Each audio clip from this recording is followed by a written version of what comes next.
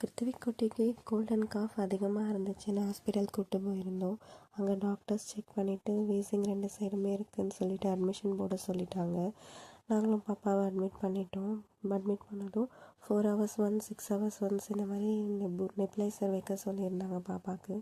ஸ்டார்டிங்கில் நல்லா கோஆப்ரேட் பண்ணாங்க. அப்புறம் ரெகுலராக அது வைக்க வைக்க அவங்களுக்கு ஒரு மாதிரி இரிட்டேட்டிங்காகி அழ ஆரம்பிச்சிட்டாங்க. 3 days கண்டினியூஸாக வச்சதுக்கப்புறம் கொஞ்சம் ரெக்கவர் ஆனாங்க. ரெக்கவர் ஆனதுக்கப்புறம் தான் கொஞ்சம் ரிலாக்ஸ் ஆகி விளையாடவே ஆரம்பித்தாங்க. அப்புறம் அவங்களுக்கு ஒரு ஸ்டிக்கு கிடச்சிது ஹாஸ்பிட்டலில். அதை வச்சு பால் அதெல்லாம் விளையாடிட்டு இருந்தாங்க.